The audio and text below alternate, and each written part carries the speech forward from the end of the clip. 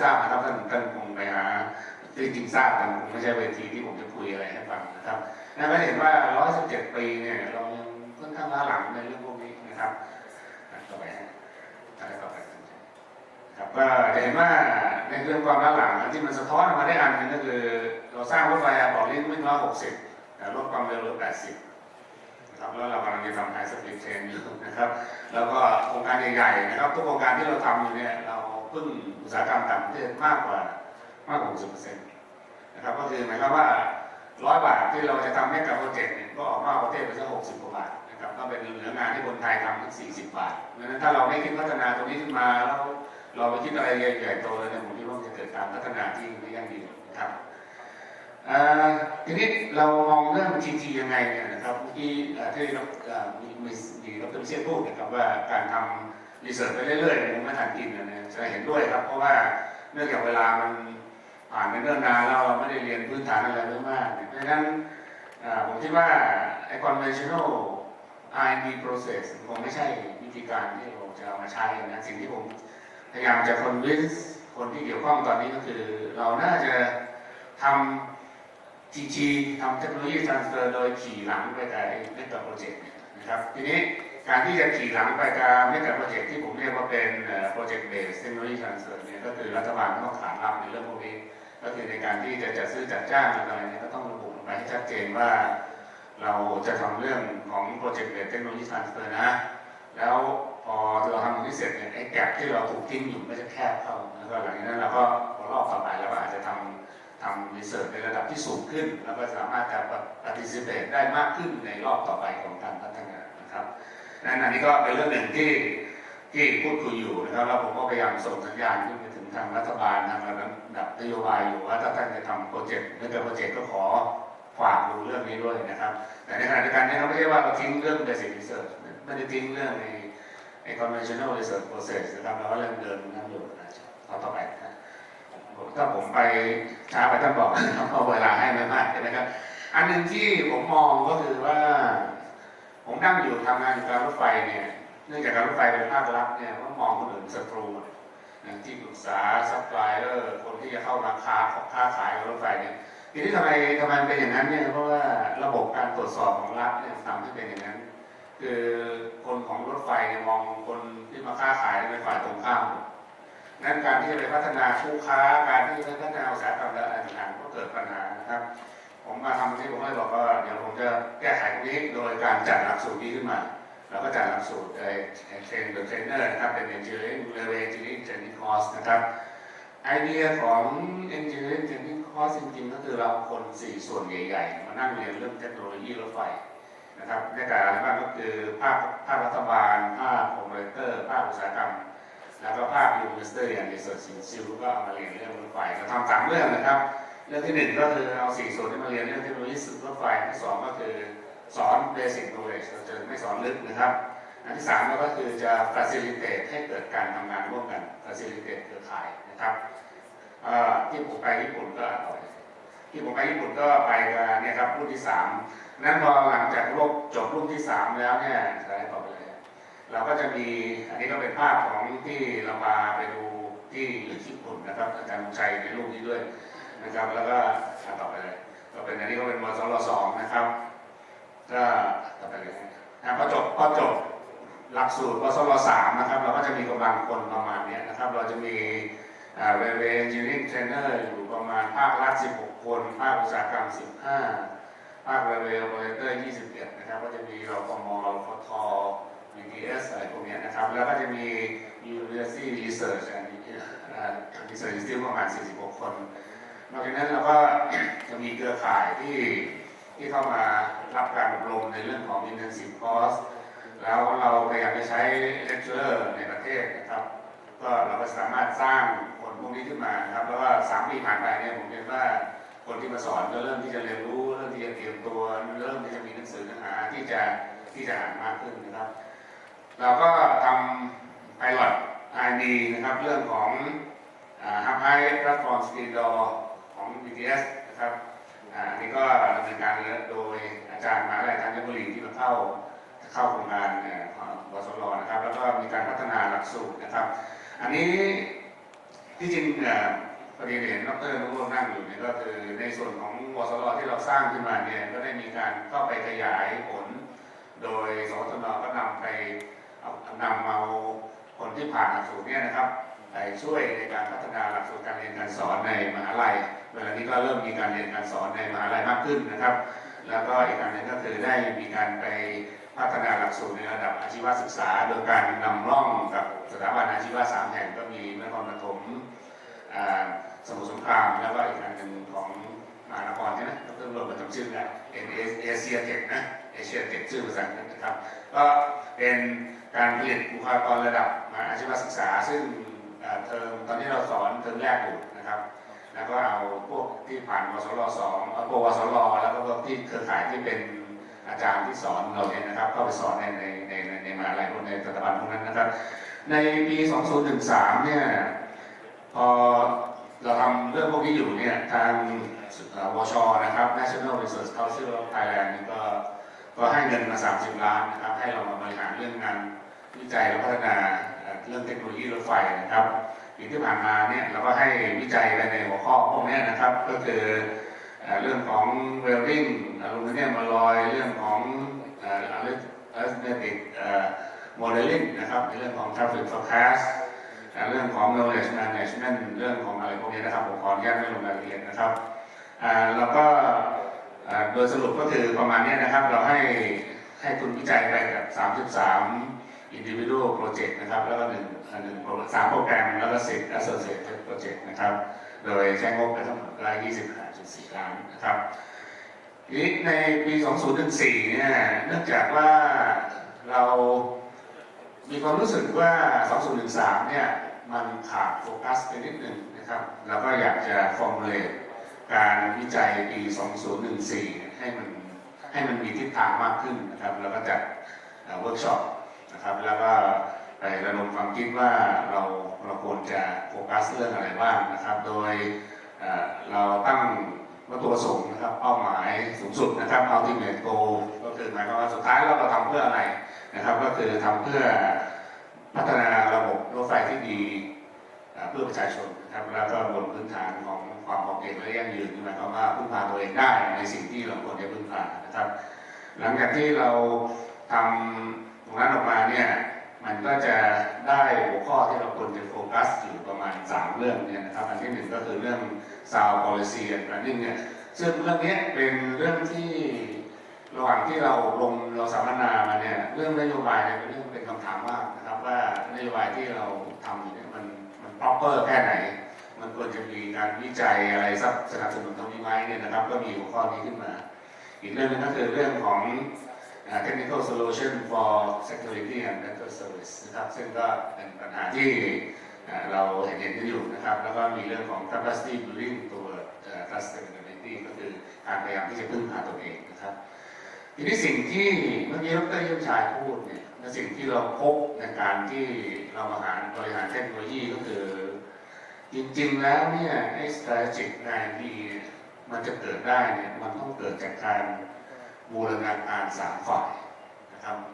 คือฝ่ายที่1ก็คือฝ่ายผู้สนับสนุนทุนวิจัยฝ่ายที่2ก็คือหน่วยงานเจ้าของงานวิจัยนะครับและฝ่ายที่3ก็คือนักวิจัยนั้นมันต้องมีบูรณาการ3 ส่วนทีนี้สิ่งที่ผมมองว่าเป็นปัญหาอยู่เนี่ยมันมีอยู่สักประมาณ2 เรื่องใหญ่ๆก็คือเรื่องที่1ก็คือการบูรณาการตรงนี้มันขาดมือที่จะเข้าไปจัดการก็คือว่าต่างคนต่างอยู่ต่างคนต่างทำไปนะครับนักวิจัยเขาคิดไปคนให้ทุนก็ให้มาองค์กรก็อยู่ไปนะครับมีปัญหาก็กวาดขยะเข้าใต้พรมไว้ก่อนโดยที่ไม่ได้เอาไว้เป็นหัวข้อวิจัยแล้วซึ่งสภาพแบบนี้มันเกิด strategic ID ไม่ได้มันจะเกิด strategic ID ได้เนี่ยหน่วยงานเจ้าของงานเนี่ยต้องเป็นเดือดร้อนกับปัญหาที่เกิดขึ้นแล้วพยายามแปลงปัญหาออกมาเป็นหัวข้องานวิจัยนะซึ่งเราหวังว่ามันจะเกิดนะครับหลังจากที่พูดเรื่องนี้อันที่2เนี่ยก็คือผมว่ามันต้องเป็น looking forward organization เป็นองค์กรพัฒนาและเรียนรู้คือถ้ามันไม่ใช่องค์กรพัฒนาและเรียนรู้ก็ปล่อยขยะใต้พรมไปเรื่อยๆรถตกรางมันตกไปเดี๋ยวยกขึ้นมาตั้งใหม่วิ่งต่อไม่ได้รู้ว่าสาเหตุคืออะไรนะครับ แต่ถ้ามันเป็นองค์กรที่ looking forward นะมันก็ต้องพยายามที่จะค้นหาให้ได้เกิดอะไรขึ้นแล้วเอางาน R&D ก็ไปเสริมอย่างที่ทางอาจารย์พูดเมื่อกี้เนี่ยนะครับว่าเราต้องตั้งต้นที่ปัญหาใน operation ตั้งต้นที่ปัญหาในหน้างาน แล้วก็เอาตรงนั้นเนี่ยมาเป็นหัวข้องานวิจัยนะตรงนี้เนี่ยผมนั่งอยู่ในการรถไฟมาก่อนนะผมทราบดีว่าบรรยากาศเป็นยังไงนะครับแล้วก็ผมต้องพยายามที่จะกระตุ้นให้มันเกิดบรรยากาศอย่างนี้มากขึ้นนะครับแล้วก็มันมีลักษณะอีกลักษณะหนึ่งก็คือเวลาที่เราทำเรื่องพวกนี้ผมไม่ทราบวันนี้มี BTS มาไหมมันมีลักษณะที่3ก็คือลักษณะที่องค์กรที่หาปัญหาตัวเองไม่เจอแล้วซึ่งมันจะเป็นไปได้มากสำหรับองค์กรที่กำลังขึ้นเนี่ยกำลังโตกำลังเขาเรียกอะไรล่ะอุดมสมบูรณ์ไปด้วยทุกสิ่งทุกอย่างเนี่ยพนักงานก็จะหาปัญหาอะไรไม่เจอนั้นเวลาเราเชิญมาเข้าทำโฟกัสกลุ่มท่านก็ขอปฏิเสธเพราะท่านบอกว่าท่านมีปัญหาเลยนะซึ่งเรื่องแบบนี้มันเกิดที่การรถไฟเมื่อสัก20-30 ปีที่แล้วถ้า20-30 ปีที่แล้วผมไปบอกผู้บริหารรถไฟว่ารถไฟมีปัญหาโน่นนี่นะจะต้องเตรียมที่จะพัฒนาอะไรเงี้ยเราก็จะถูกมองในแง่ว่ามองว่าเป็นคนมองโลกในแง่ร้ายเพราะว่าทุกคนในองค์กรกำลังมีความสุขอยู่กำลังก็เอนจอยกับการที่มันเติบโตนะอันนี้เป็นกับดักที่สำคัญขององค์กรนะครับแล้วผมค่อนข้างจะเป็นห่วงเป็นใยลูกศิษย์ผมที่มาจาก BTS เพราะว่าท่านกำลังเอนจอยกับตัวเลขอะไรที่กำลังขึ้นอยู่นะท่านกำลังมองปัญหาไม่เห็นอยู่เพราะนั้นเวลาเชิญมาเป็นโฟกัสกลุ่มท่านก็บอกขอนั่งข้างเวทีไม่อยากจะมาเป็นโฟกัสกลุ่มด้วยอะไรทำนองนี้ตรงนี้สำคัญมากนะครับเรื่องของ integration ผมเรียนว่าถ้าเราจะทำ strategic R&D เนี่ยถ้าไม่เกิดตรงนี้เนี่ยผมต้องเกิดไม่ได้มันต้องทำให้เกิดบูรณาการให้ได้นะครับสุดท้ายแต่ละต่อไปเนี่ยนะครับอันนี้ก็เป็นอีกอันหนึ่งที่เราทำอยู่ก็คือเราพยายามที่จะเข้าไปสร้าง awareness ให้กับเด็กๆนะครับคือให้เด็กเนี่ยรักรถไฟตั้งแต่เด็กเลยอันหนึ่งที่เราทำก็คือพยายามจะสร้างในของเล่นซิมูเลเตอร์แบบง่ายๆก็เอาไปตั้งไว้ตามที่เด็กมาชุมนุมกันนะเด็กในพิพิธภัณฑ์อะไรเงี้ยให้เด็กมาเล่นมาเล่นได้ขับรถไฟเรียนรู้เรื่องรถไฟอะไรผมเพิ่งพาวสล3ไปญี่ปุ่นนะครับไปให้เห็นว่าญี่ปุ่นเขาทำอะไรเขาเก่งตั้งแต่เด็กเลยนะครับสร้างความตระหนักสร้างความคุ้นเคยกับรถไฟตั้งแต่เล็กๆเลยแล้วพอโตขึ้นมาก็จะได้ช่วยกันมีจิตใจที่รักรถไฟนะครับสไลด์สุดท้ายก็คือสุดท้ายไม่สุดท้ายเนาะก็คือเรื่องของการเรียนรู้นะครับทางโครงการเราเนี่ยสนับสนุนเรื่องการเขียนหนังสือนะครับผมอยู่การรถไฟเขียนหนังสือ3 เล่มที่พิมพ์ไม่ได้หนังสือประเทศไทยเนี่ยประเทศไทยนี่น่าสงสารมากเลยเพราะว่าถ้าท่านเขียนหนังสือวิชาการท่านจะหาที่พิมพ์ไม่ได้นะครับเพราะว่าแต่ท่านเขียนเรื่องมโนสาเร่นะโอ้สำนักพิมพ์รับพิมพ์ได้เยอะแยะเลยนะประเทศจะเจริญได้นะครับเดินเข้าร้านหนังสือนี่มันมีหนังสือวิชาการให้อ่านบ้างรถไฟจะเจริญได้ถ้าเข้าไปร้านหนังสือที่อังกฤษที่ญี่ปุ่นที่อะไรนะครับมันมีหนังสือรถไฟอ่านเยอะแยะไปหมดเลยหลายระดับนะครับพอผมมาทำงานนี่ผมก็เอาหนังสือที่ผมเขียนไว้มาพิมพ์นะครับเป็นตัวอย่างแล้วก็สนับสนุนให้วสล.ที่ผ่านหลักสูตรเนี่ยเขียนหนังสือแล้วก็อาจารย์ทั้งหลายที่เอามาสอนเนี่ยหลังจาก2-3 ปีผ่านไปที่ท่านมาสอนเนี่ยท่านก็เริ่มเขียนออกมาเกือบจะเป็นตำราแล้วตอนนี้อยู่ในมือผมหลายเล่มนะครับผมยังไม่มีเวลาที่จะจัดการออกมาเป็นรูปเล่มนะครับแล้วก็เล่มที่4นะครับเป็นผลงานของวสล3ก็คือก็ไปเอาหนังสือภาพเรื่องการสร้างรถไฟใต้ดินมาเป็นของภาษาญี่ปุ่นแล้วก็ปรารณาแปลให้โดยไม่คิดค่าใช้จ่ายนะครับแต่ว่าเราเสียค่าลิขสิทธิ์ในการขออนุญาตจัดพิมพ์จากเจ้าของหนังสือก็หลายตังค์อยู่นะครับอันนี้ก็คือสิ่งที่ผมทำมาทั้งหมดในปีที่รอบ2 ปีนะครับแล้วก็กำลังทำปีที่3อยู่แต่สิ่งที่ผมเรียนย้ำนะครับและสิ่งที่ดร.เยี่ยมชายพูดเป็นเมื่อสักครู่เนี่ยก็คือในเรื่องของบูรณาการ3 ฝ่ายเนี่ยถ้ามันไม่เกิดนะครับมันจะไม่เกิดเรื่องงานวิจัยที่เอาไปใช้ประโยชน์ได้แล้วมันก็จะไปคนละทิศทางโดยที่ไม่เกิดการพัฒนาการในลักษณะบูรณาการครับอาจารย์ไม่มีแล้วนะครับพบต่อไปที่ไม่มีแล้วครับขอบคุณครับเดี๋ยวขอเรียนถามคุณนครต่อสักนิดนะครับเรื่องการทำเทคโนโลยี transfer เนี่ยภาพที่คุณนครมองไว้เนี่ยมันควรจะออกมาเป็นไงมันถึงจะเกิดประสิทธิภาพสูงสุดครับผมมองอย่างนี้ผมคุมการก่อสร้างแอร์พอร์ตลิงก์อยู่ มันมีหัวข้อเขียนไว้ในสัญญาว่าผู้ขายจะต้องทำการถ่ายทอดเทคโนโลยีให้กับผู้ซื้อแปลว่าอะไรครับแปลว่าเป็นการ transfer ระหว่างซีเมนต์กับรปต.ใช่ไหมครับผู้ขายคือซีเมนต์ผู้ซื้อคือรปต.คนอื่นไม่เกี่ยวนะครับทีนี้รปต.ทำไงครับ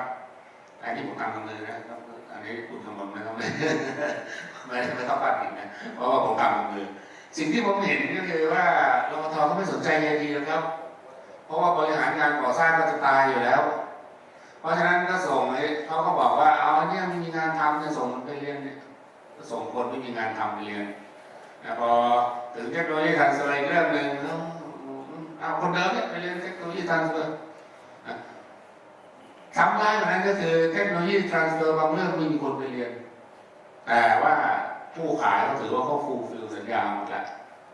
เพราะฉะนั้นเนี่ยผมเข้าใจว่านะที่ผมเห็นกระตาเนี่ยเลยบอกเองอีก2 เรื่องคือที่รฟม.กับที่ BTS เนี่ยผมไม่เห็นแต่เข้าใจว่าไม่น่าแตกต่างกันมากเพราะฉะนั้นเนี่ยไอ้ที่เขียนไว้เนี่ยมันไม่ได้เกิดมากเกิดผลอะไรเลยก็คือทำไปอย่างนั้นเนี่ยเขียนไปอย่างนั้นเนี่ยนะครับทีนี้ผมจะทำให้ดูว่าถ้าทำให้เกิดมากเกิดผลจะทำยังไงนะครับผมคิดว่าเดี๋ยวผมรอสีม่วงขยับเนี่ยเดี๋ยวผมเข้าไปคุยกับเสียเงินเลี้ยงข้าวผู้บริหารรฟม.ไป2 รอบแล้วบอกว่าเดี๋ยวผมจะจัดคนเข้าไปเรียนให้แล้วตรงไหนคิดตังค์บอกมาตรงไหนไม่คิดตังค์ก็บอกมาแล้วเดี๋ยวคนที่ผมจัดเข้าไปเรียนเนี่ยเดี๋ยวผมจะเอาไปให้หมดเลย4 ส่วนที่เมื่อกี้เนี่ยก็คือส่วนของภาคส่วนอุตสาหกรรมภาคส่วนของอะไรเนี่ยเข้าไปเรียนเทคโนโลยีทรานสเฟอร์ให้หมดนะครับแล้วก็คนที่เข้าไปเรียนเนี่ยผมต้องคัดเลือกแล้วต้องบอกว่าเรียนมาแล้วจะทำอะไรอย่างเงี้ยนะครับก็ตอนนี้จริงๆแล้วก็ชิมลางไปแล้วเรื่องหนึ่งก็คือเรื่องที่จีนเขาให้ความช่วยเหลือเรื่องหลักสูตรฝึกอบรมรถไฟความเร็วสูง5 รุ่นละ20 คนนะครับทั้งหมดก็100 คนทางสนข.ก็แบ่งมาให้ผม20 คนนะครับผมก็กระจายส่วนต่างๆแต่เราก็ส่งรายชื่อในภาคเอกชนไป2 คนกระทรวงคมนาคมเขาบอกว่าไม่มีนโยบายให้เอกชนไปเข้าโครงการนี้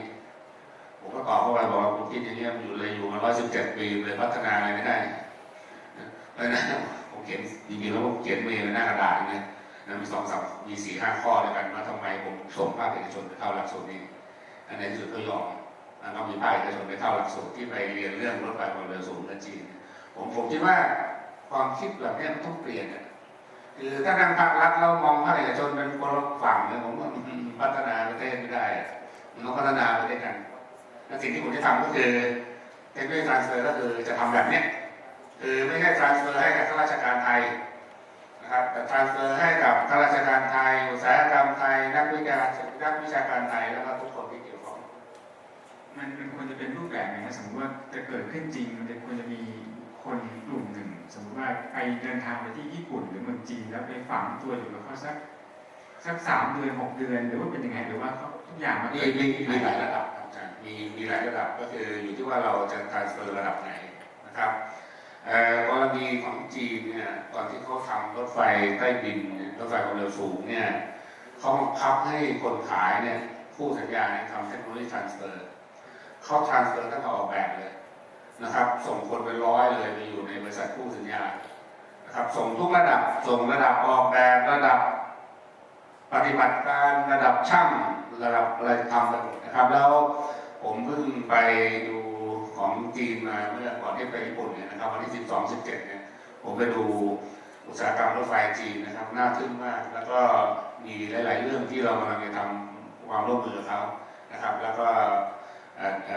หลังจากผมกลับมาผมจะคิดเรื่องนี้ต่อก็คงคล้ายๆกันแล้วแต่ว่า transfer เรื่องอะไรแล้วลักษณะที่จะต้อง transfer มันควรจะทำยังไงผมเชื่อว่าในส่วนของกลุ่มบริษัทออกแบบเช่นทีมเนี่ยมีการทำเทคโนโลยี transfer กันอยู่แล้วเป็นเรื่องปกติไม่ทราบคุณสาธิตจะพออธิบายเรื่องนี้สักนิดได้ไหมครับเช่นเราเอาผู้เชี่ยวชาญจากต่างประเทศมาร่วมด้วยกับการออกแบบกันอย่างก่อนคุณสาธิตตอบเนี่ยนะครับใน20 คนเนี่ยของทีมไปแล้ว2 คนขอบคุณครับในจริงๆอย่างนี้นะต้องยอมรับนะฮะว่าบริษัทที่ปรึกษาที่เราทำรถไฟเนี่ยนะฮะรถไฟเนี่ยจริงๆแล้วโครงการที่มันเริ่มต้นมาเป็นรูปเป็นร่างจริงๆเนี่ย น่าจะเกิดในช่วงประมาณสักเกือบ10 ปีที่แล้วนะครับในช่วงเกือบ10 ปีที่แล้วก็คือโครงการที่ผมคิดว่ามันสำเร็จแล้วก็จริงๆแล้วเนี่ยทางผมเนี่ยร่วมกับทางที่ทาง AAC นะฮะที่เราเริ่มต้นทำเนี่ยก็คือโครงการของรถไฟสายสีแดงนะครับซึ่งมันโครงการนั้นเป็นโครงการที่เรามีการทำแผนแม่บทนะร่วมกับตัวรถไฟหลากสีนะครับก็มีสายสีแดงที่เป็นโครงก็คือบางซื่อรังสิตแล้วก็บางซื่อตลิ่งชันนะครับในตอนนั้นเนี่ยเริ่มต้นด้วย2 โครงการนะครับในโครงการพวกนั้นเนี่ยต้องยอมรับนะครับว่าผู้เชี่ยวชาญที่เป็นคนที่รู้เรื่องรถไฟเนี่ยมีน้อยมากนะครับโดยเฉพาะอย่างยิ่งในประเทศไทยของเรานะฮะถ้ามีนับว่าคนที่มาจากการรถไฟแล้วนะผมก็คิดว่าไม่มีใครที่จะรู้เรื่องรถไฟได้ดีนะครับเพราะฉะนั้นเราก็ต้องพึ่งต่างชาตินะครับอย่างของ AC ก็จะมีทางคนญี่ปุ่นเข้ามาร่วมนะของเราก็จะมีทางผู้เชี่ยวชาญที่เป็น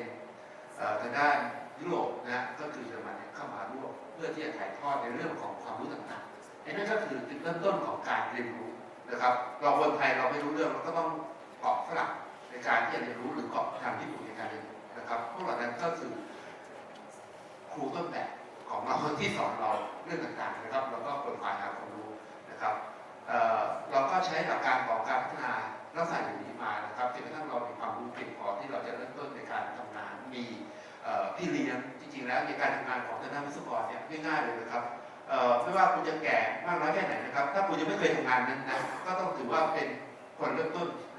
นะจะต้องมีพี่เลี้ยงในการที่จะเช็คว่าคุณทำถูกไม่ถูกนะครับเราก็ใช้ระบบอย่างนี้ออกมานะครับจนกระทั่งเรามีความมั่นใจเราถึงทำงานแล้วก็ให้เขาตรวจเรานะครับ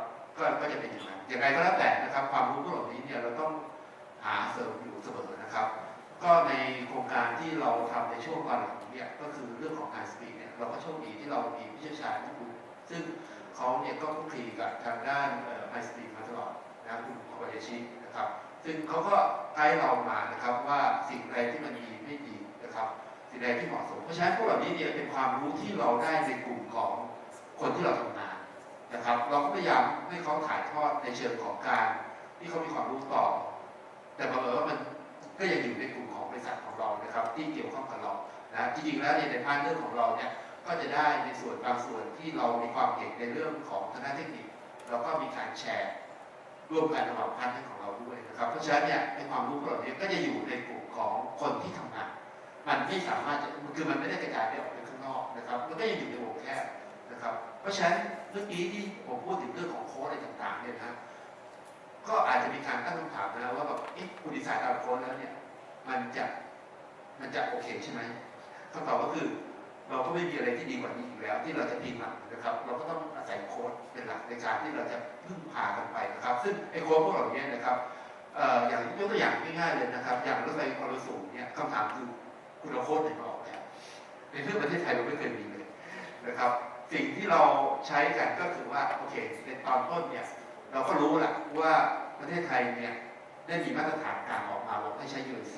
นะครับโอ้ถ้าใช้ UAC นี่เราไปไล่ดู UAC มันก็มีเยอะนะมันไม่ใช่ไปก่อนเพียงต้นเรื่องเราเลยเราก็พยายามเลือกเอาโครงการที่เป็นต้นแบบของเราก็คือของไต้หวัน High Speed Rail นะครับว่าตอนที่เขาพัฒนาออกแบบHigh Speed Rail ของไต้หวันเขาดำเนินการอย่างไรบ้างนะเราก็โชคดีเราก็ได้เอกสารเส้นหนึ่งที่เป็นตัวของดีไซน์ specification นะฮะแล้วก็เอกสารในบางส่วนออกมานะครับเพราะฉะนั้นเนี่ยเราก็เอาตัวนั้นมาเป็นต้นแบบในการที่เราจะเรียนรู้ว่าตอนที่ทางไต้หวันพอเขาจะมีการประมูลงานมีการสร้างงานเนี่ยนะฮะก็จะต้องเตรียมพวกเอกสารอะไรบ้างนะฮะสเปคต่างๆที่เขาจะใช้หรือโค้ดสแตนดาร์ดโค้ดที่ใช้ในการออกแบบเป็นยังไงบ้างเราก็เอาตัวนั้นมาดูนะครับแล้วเราก็ไปเช็คกับตัว UAC เราก็จะพบว่ามันมีพารามิเตอร์บางตัวที่มันไม่เหมือนกันนะครับไม่เหมือนกันคือคอนเทนต์ใหญ่มันเหมือนกันแต่ว่าพอเป็นพารามิเตอร์ในการดีไซน์ที่จะเอามาออกแบบบางตัวก็จะเปลี่ยนไปนะครับซึ่งคำถามว่าเปลี่ยนไปเป็นเพราะอะไรเนี่ยโอ้ตัวนี้เนี่ยผมว่ามันเป็นเรื่องที่ถึงต้องการเนี่ยต้องการคนที่แบบมาบอกผมก่อนว่าแบบทำไมถึงเปลี่ยนนะฮะเราก็พยายามดูตัวเลขที่มันเปลี่ยนนะตัวเลขไหนที่แบบมันเปลี่ยนในเชิงที่เรามีความรู้สึกว่าแบบมันก็เรียกความมั่นใจเราลดลงอ่ะเราถ้าอย่างนั้นเรากลับไปที่ UAC ดีกว่าอะไรอย่างเงี้ยนะครับแต่ยังไงก็แล้วแต่นะครับพอถึงเวลาตอนที่เราดีไซน์เราออกแบบเรา analyze พวกเราเนี่ยเนื่องจากว่าไอตัวของ High Speed ของเราเนี่ยเรายังไม่ได้เลือกรถ เพราะว่าเราเลือกรถไม่ได้นะครับเราก็มีรถหลายรูปแบบนะฮะมีสปีดที่เราออกแบบที่แตกต่างกันนะครับนะแต่ว่าต่ำสุดคือ250นะเราก็วิ่ง250วิ่งที่300วิ่งที่350เพื่อจะเช็คดูว่าไอ้ response ของตัวรถที่มันวิ่งอยู่บนโครงสร้างเนี่ยมันมีอะไรบ้างที่มันมีผลกระทบนะครับซึ่งเราก็พบโอ้มีหลายตัวมากเลยนะครับที่เราเช็คดูแล้วเราก็เจอนะครับว่าเราจะไปเช็คเอาตัวเขาเรียกว่าน้ำหนักเทาอย่างเดียวมาออกแบบเหมือนแซนติโกทั่วไปไม่ได้นะครับเราต้องเช็คเป็นอย่างเช็ครู้เช็คนี้ออกมามันถึงได้ตัวเลขออกมาที่แบบหลายๆอย่างนะโครงสร้างที่เราคิดว่าแบบทำไมไต้หวันออกแบบหนักเหลือเกินคือดูจาก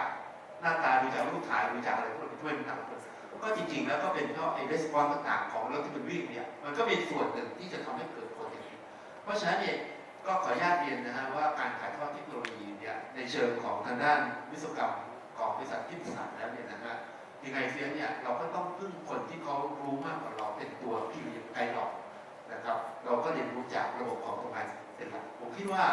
เราเดินหน้ามาอย่างนี้แต่ว่าจริงๆแล้วนะฮะเราก็อยากได้มหาลัยนะฮะที่จะผลิตนักศึกษาที่มีความรู้ทางด้านนี้โดยตรงออกมาซึ่งผมก็คิดว่าในช่วงนี้เนี่ยก็มีหลายๆมหาลัยที่เริ่มตื่นตัวแล้วก็มีหลักสูตรพวกเราออกมาซึ่งผมคิดว่ามันเป็นเรื่องที่ดีเพราะว่าบริษัทที่ปรึกษานี่คือบริษัทที่ขายความรู้นะครับแล้วก็แปลผลออกมาเป็นกระดาษนะครับมันจะมีคุณค่าไม่มีคุณค่าอยู่ในกระดาษตรงนั้นนี่คือความรู้ที่เราใส่ลงไปนะครับถูกต้องไม่ถูกต้องอยู่ที่ตรงนั้นนะครับเพราะฉะนั้นนี่ก็คือเรื่องของการถ่ายทอดเทคโนโลยีที่เราเก็บรวบรวมมาในส่วนของเราจากผู้เชี่ยวชาญที่เรามีมาครับครับขอบคุณมากครับสุดท้ายการถ่ายทอดเทคโนโลยีที่ได้ประสิทธิภาพเนี่ยผู้รับเทคโนโลยีก็ต้องมีความรู้ถึงระดับหนึ่งและมีประสบการณ์ระดับหนึ่งก็ต้องเตรียมตัวให้พร้อมนะครับครับจริงๆผู้มีเกียรติจาก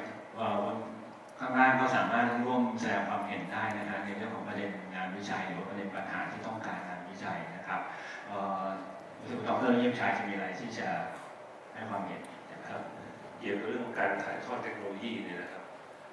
ผู้ทำเทคโนโลยีเนี่ยเราอย่าไปจำกัดอยู่เฉพาะเรื่องรถเรื่องทางเรื่องระบบและสัญญานั่นแหละจริงๆเราก็ต้องเริ่มไปที่ตอนตั้งต้นในการศึกษาวางแผนอันดับแรกเนี่ยเราจะต้องรู้กันว่ารถไฟเราเนี่ยเอามาใช้ประโยชน์ได้อย่างไรบ้างก่อนจะทำรถไฟใช่ไหมฮะถ้าเรารู้อย่างนั้นแล้วเนี่ยก็ไม่ใช่ในการวางว่าจะให้รถไฟขนอะไรเรื่องนี้เราควรได้รับการถ่ายทอดนะว่าทำไมบ้านเราที่เป็นรถไฟออกจากบ้านออกจากประเทศไปเพียงทาง2 ทาง 3 ทางเท่านั้นนะฮะทำไมถ้าไปปารีสไปเมืองอื่นเยอรมันไปอะไรเนี่ยโหออกถึง10 ทางเลยเราใช้รถไฟคุมดีอย่างถูกต้องเนี่ยอันนี้ก็เป็นเทคโนโลยีอันหนึ่งที่จะพิจารณาการศึกษาการที่จะใช้รถไฟให้ได้ประโยชน์อย่างเต็มที่นะครับเทคโนโลยีเนี่ยมันกว้างนะอย่าให้รวมทั้งหมดที่การถ่ายทอดเทคโนโลยีเนี่ยให้ได้ประโยชน์เนี่ยนะคนที่ไปรับถ่ายมาเนี่ยรับถ่ายทอดมาเนี่ยจะต้องเป็นคนที่นำเอาเทคโนโลยีนี้ไปปฏิบัติถ้าไปเรียนเฉยๆกลับมานะฮะถ้าไปลืมแล้วก็ไม่ได้ต่อยอดคือเรื่องการศึกษาต่อเวลาไปเรียนก็อาจจะเข้าใจแป๊บๆแต่ถ้าเราไม่ได้ต่อยอดไปไม่ทำต่อไปเนี่ยมันหมดเลยนะเพราะฉะนั้นเรื่องอย่างหนึ่งก่อนจะไปเรียนเนี่ยถ้าเราไม่มีความรู้เบื้องต้นไปเนี่ยเทคโนโลยีก็จะไม่ซึมเข้าลึกมากนะครับผมจะเรียนว่าสำหรับคนที่จะไปเรียนอันดับแรกต้องมีความรู้เบื้องต้นพอสมควรนะเลือกสิ่งที่จะรับการถ่ายทอดเทคโนโลยีที่สามารถจะนำมาปฏิบัติต่อไปได้ถ้าจะไปออกแบบก็ออกแบบถ้าจะเกี่ยวกับตัวรถเกี่ยวกับการผลิตก็ต้องไปอยู่ในหน่วยผลิตถ้ามีการซ่อมบำรุงก็ซ่อมบำรุงต้องเป็นอย่างนั้นนะคือว่าต้องให้เฉพาะเจาะจงพอสมควรงั้นจะมีประโยชน์นะครับที่สำคัญยิ่งก็คือว่าเราลืมมากคือว่าการใช้ประโยชน์การรถไฟให้ได้ประโยชน์อย่างเต็มที่เนี่ยเรายัง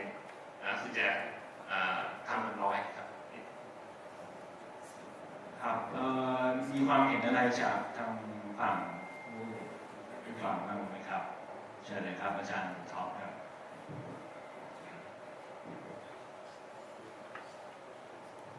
เดี๋ยวผมขอถามเป็นภาษาอังกฤษนะครับเพราะว่าจะได้ contribution จากอาจารย์ที่มา Okay, I would like to ask for the comment from Professor Budiman. It seems based on the topic of the discussion here, it seems no choice now. The projects kick off already for Thailand, but we still need the R&D issue to enhance, to make the efficiency for the development of the new Thai railway networks. It seems, for my personal view, we need R&D. We have no facilities, comparatively no facilities, and we don't have enough knowledge, and including the what is called the people who drive everything, including the good policy. It means we lack in everything. I think from your experience, it seems based on the designer address, we have to rely on the code and the technology transfer from the one who know well in this particular topic. But from your view, I would like to know your view. How could we start? How could we kick off, rather than relying on only the code? Oh, another thing is, you're talking about the local university and the academics should get involved into the rail system, the development of the rail system. But unfortunately, as far as I'm concerned, just a few academics interested in and want to learn and want to develop everything. It means we lack in everything. I think we need your intelligence to address. I think it's really huge issue from your view. How could we stand up? How could we get off of this thing?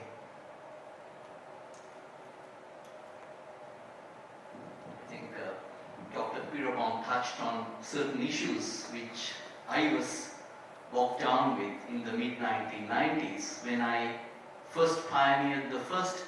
cooperative research center for engineering in Australia. It was in 1990s, I can tell you that civil engineering academics or students will not even talk about railways. It was an area which is not civil engineering. Nobody teaches rail engineering in universities.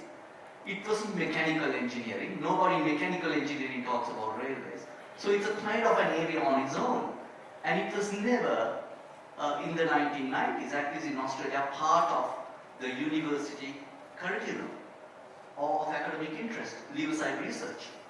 And there was no railway education. Even now, there is very little. Now, I think from what I have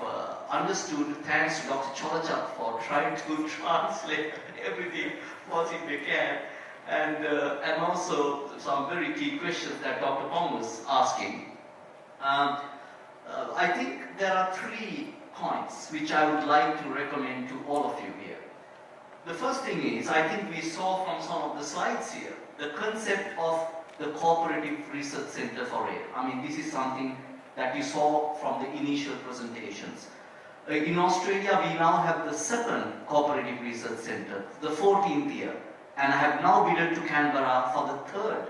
CRC for Rail, because there is support from the government, and I'm sure we will get the 3rd. So it will be 21 years of rail research centers. So what is the main philosophy of this Cooperative Research Center? If you are going to get interested, motivated in the area of R&D and making sure that you learn from the expertise elsewhere and foster that knowledge within Thailand, then the first thing that you need to do, the academics and the railway practitioners have to get together. And how does it work? Well, the way it works is that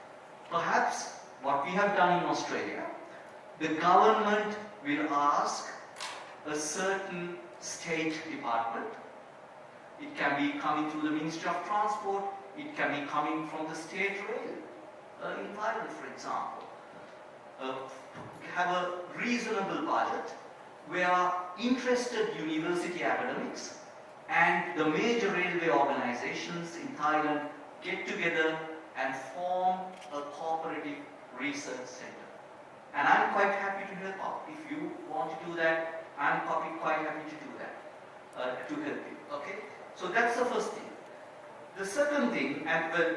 under that climate, what you actually do is to identify the actual problems that you are having, not in the high-speed rail, at the grassroots level, what are the problems that have been causing the current derailment of 11 trains, 11 incidents. Now, my second point leads to that. How many academics in this audience, for example, genuinely been interested to look at any of these failures and to do a back analysis?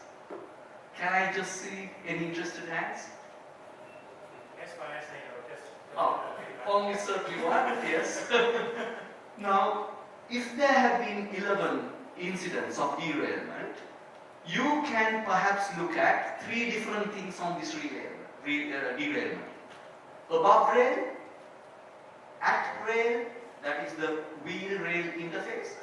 and below rail. If you were to go to the details of these failures,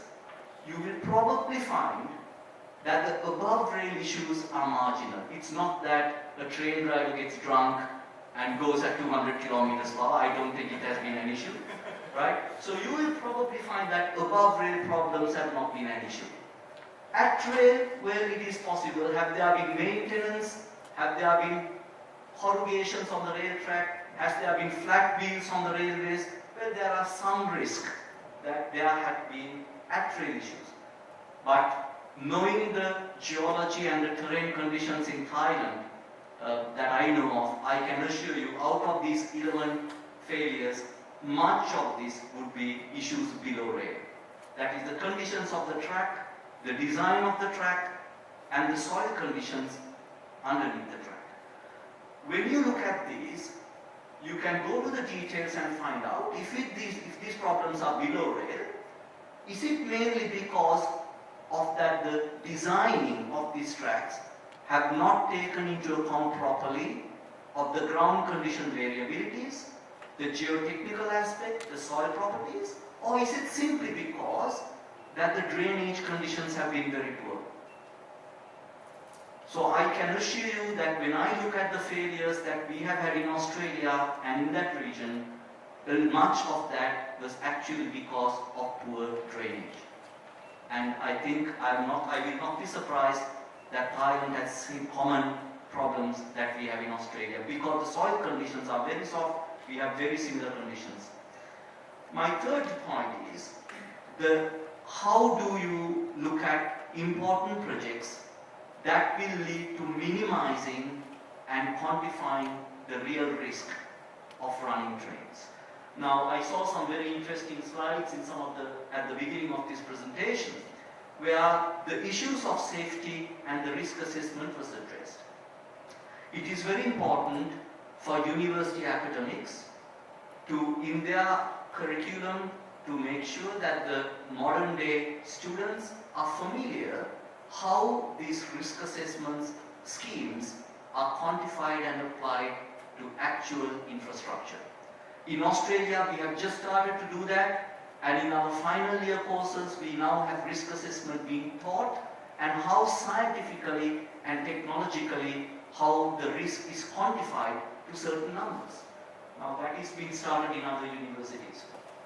And I think this can be applied to the railways as well. And in order to do that, I think the universities in Thailand needs to be helped.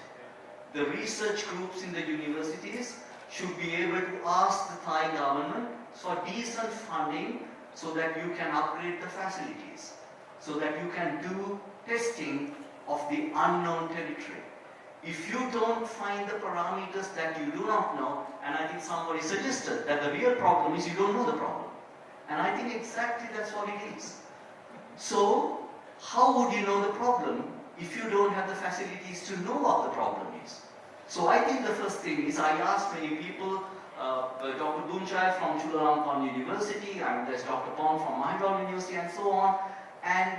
he has seen the Australian facility, he was trained by me. We have developed over the years large testing facilities specifically for railways. I think in the budgets that were talked about, I couldn't see a budget item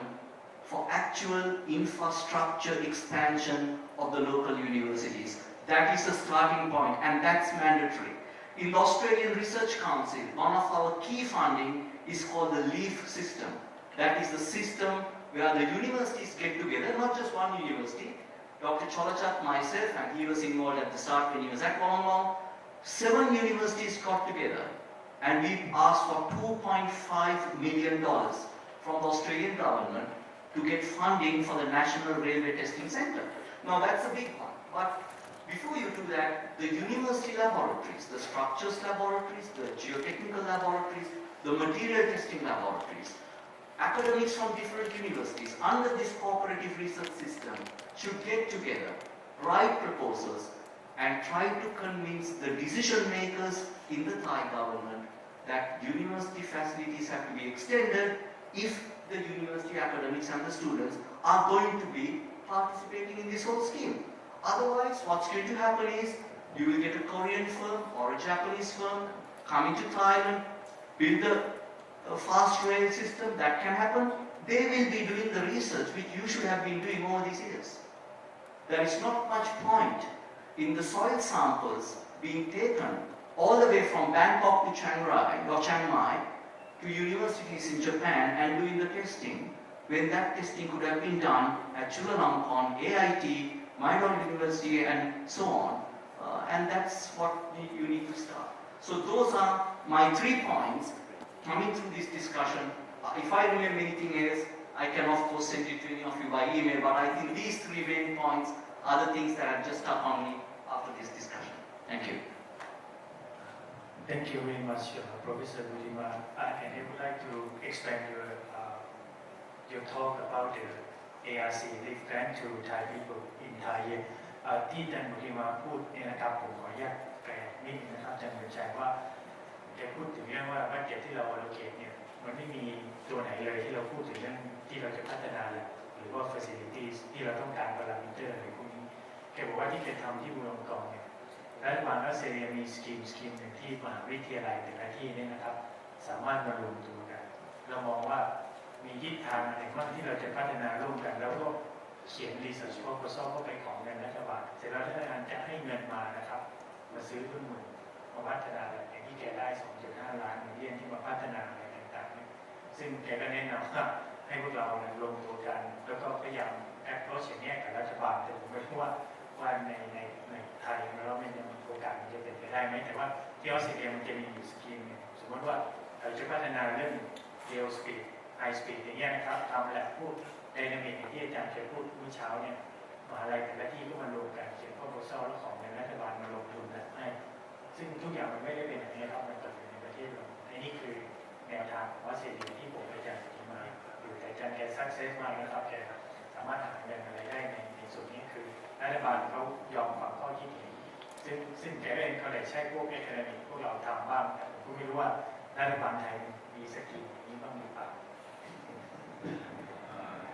I think your closing idea is actually very catching the moment right now. We have huge projects undergoing and going in the future, and the big accuse that we often heard is if we're waiting for the researcher to do the research, it may take 5 or 10 years. But if we let Korean, let Chinese, let Europeans come to invest, then it's much faster. So, do you have any ideas on how to making or overcome this timing issue on the research? I didn't even think of suggesting that any Japanese or Korean firm should not come to Thailand and do this work. I think the chances are it will happen. But my idea of this is that just like we in Australia learned about railways, now we developed our technology. So if Australia goes for our high-speed train from Sydney to Melbourne, we will be doing it ourselves using Australian companies like John Holland. Because we have developed the technology over the last 20 years, how to do this work ourselves. Because of this culture of cooperative research centers where the universities and the practitioners have taken part together. I think the important thing is that when every time you have such a major project and such a major investment by the government, several trillion baht on a project like this, a significant component has to go in to fostering the knowledge and acquiring the knowledge in the country. And I think you can use this opportunity to apply the pressure on the decision makers. Well, we are very interested in this. This is taxpayers' money. The universities are public. Well, let us do part of this work and let us do part of this testing. I just talked to you about Bangkok clay. I mean, I have done so much testing of Bangkok clay, and I must have at least taught more than 40, 50 Thai students in my career doing testing of Bangkok clay. But if you go beyond that towards Chiang Mai, there are so many different soil conditions. There are dispersive soils, there are erodible soils, there are residual clays. Soils with completely different problems. These testing have not been done. So erosion problems. What happens if you have a high-speed track? What happens if you get floods?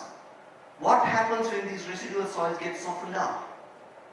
What would be the stability of the track? We saw from one slide where 160 kilometers per hour, the rail link is now reduced to 80 kilometers per